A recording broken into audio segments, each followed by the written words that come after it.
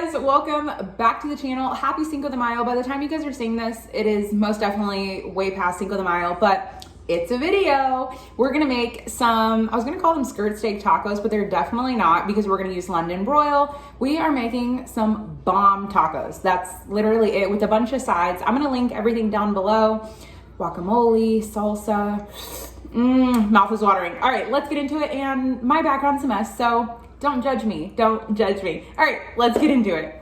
We're gonna start with our marinade in a little bowl just so that we can make sure everything is well combined. I'm gonna start with some garlic powder. I'm gonna do a teaspoon of garlic powder, a teaspoon of onion powder, a teaspoon of, this is just some pink Himalayan salt.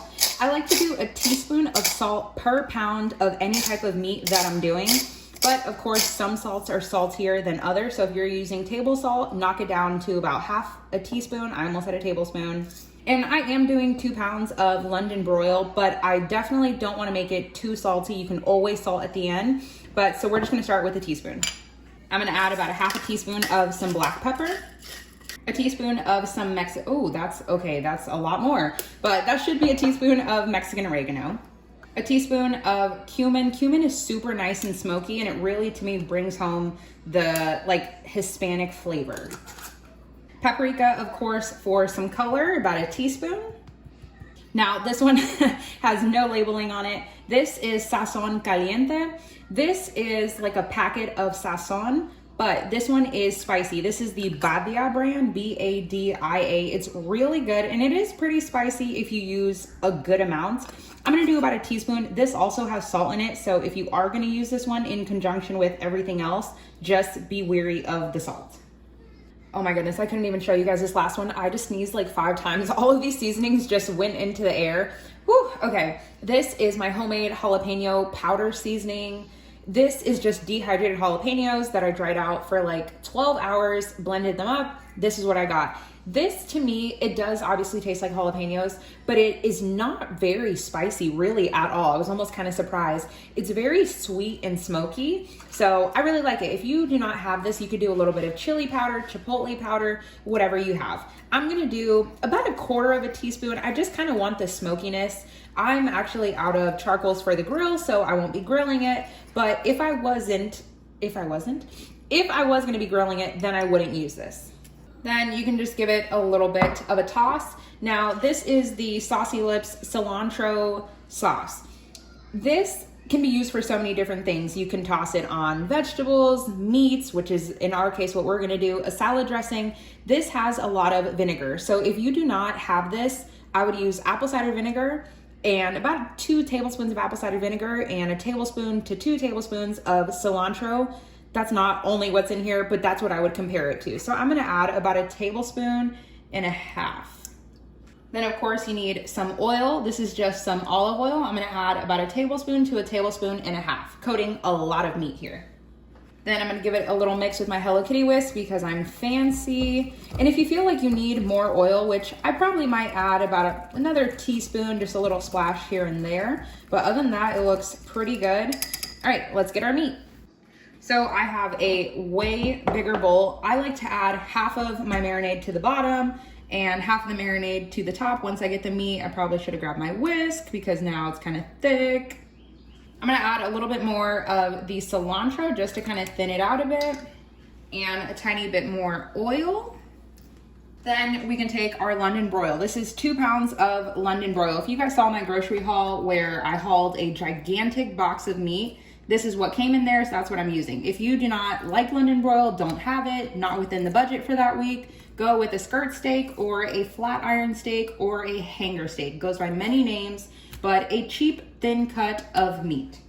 Then we can take the rest of our marinade. Because of the sazon in there, it has like a coloring seasoning in there called achote. That's gonna leave a coloration on your hands. So once you are done, make sure you go and wash your hands because your hand will be orange for the entire day.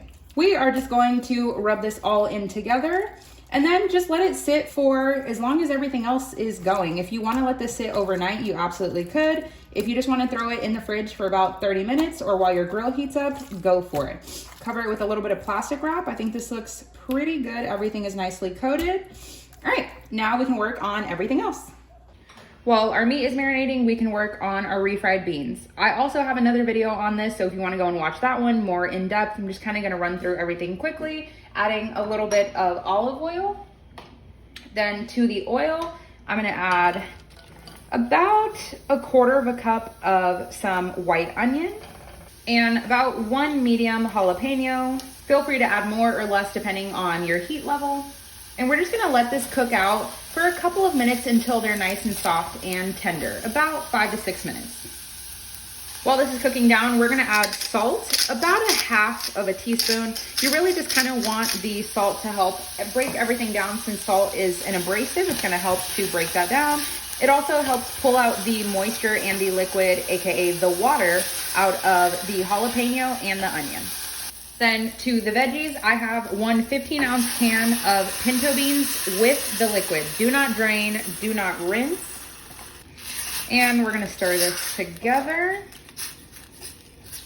If you are not a fan of the bean liquid, which I mean, all the flavor and all the nutrients and vitamins are in there, but if you're not a fan of it, feel free to drain and rinse them, pour them in here, and add about 1/2 to 3/4 cup of some chicken broth or even water and a little bit of bouillon.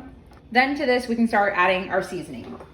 I'm gonna add just a couple of cracks of some black pepper, about 1 teaspoon to 1.5 teaspoons of some garlic powder, about 1/4 teaspoon of some cumin, and about 1/2 teaspoon of some Mexican oregano. And to that, since I love cilantro, we're gonna add about 1/4 cup of some cilantro. Then we can give it a little bit of a stir. Yeah, my words are just not happening today. I think I'm just so excited. Or it could be the coconut wine, one or the other. One or the other, oh my God. Now, once you have everything else in here, I turned off the heat. I have my immersion blender. This is a hot topic. Everyone is telling me, Amber, you need to get one. So I got one.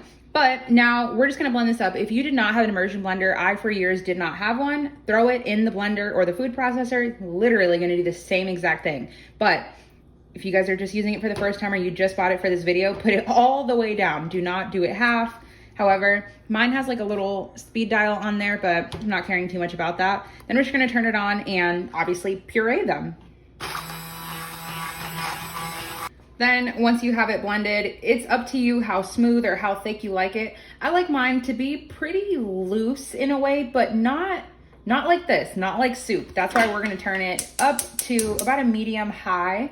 And we're just gonna let it, I was gonna say simmer, but simmer would be on low. We're gonna let it just reduce and cook out. You wanna cook out all of that liquid, but it's kind of like a catch-22 in a way where you wanna have enough liquid to make sure that you can easily blend them and it's not just like a big ball of just like mushed up beans, but you also don't want it to be super thin like this. But this is actually perfect in a way if you're gonna serve it over rice.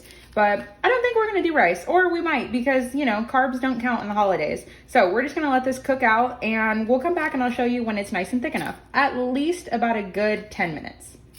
Okay, so instead of adding salt, I'm just gonna add a little bit of, we all know I don't support them, but sazon, and I'm using it because I have it.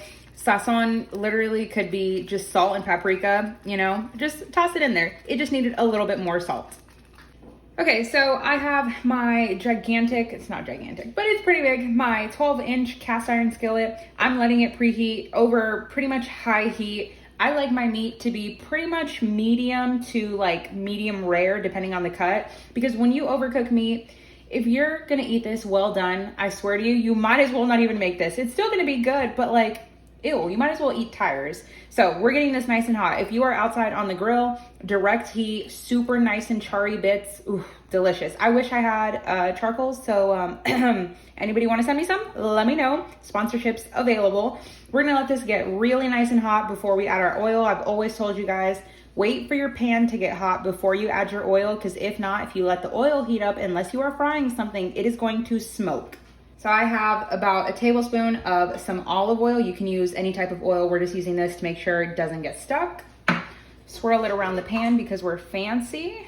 Then once your pan is nice and shiny, we can add our meat. As always, whenever you are going to cook any type of meat, especially indoor, and I guess the same for outside, you do not want this to be cold from the fridge. Cold meat means cold interior and it's not gonna cook evenly. So you wanna let this rest at room temperature.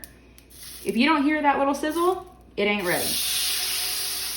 Now we're gonna let this go for about 3 minutes aside. Just depends on how well you like yours cooked. And to prevent having to clean up a ton of mess, I have a little splatter guard. I told you guys before, 99-cent store, lifesaver. Then I went ahead and flipped them. Ooh, look at that char. Yum. If you guys are wondering what this little ugliness is here, it's actually not fat. It's a protein that is found in any type of meat. It also commonly happens with fish as well. When it's cooked at a very high heat quickly, it just comes out. It's not anything bad. You didn't mess up. You're good to go. If anything, your meat's gonna taste better if you see that. Oh, because it is so delicious. Okay, so we had to switch counters here because clearly I got a whole situation. This is that wine from Aldi, not sponsored, but like, you know, if you want to. Delicious. So we're gonna slice our meat. You always wanna go against the grain. Oh, I just knocked the camera. Do you guys see it shaking? And okay, you're just gonna have to live with it.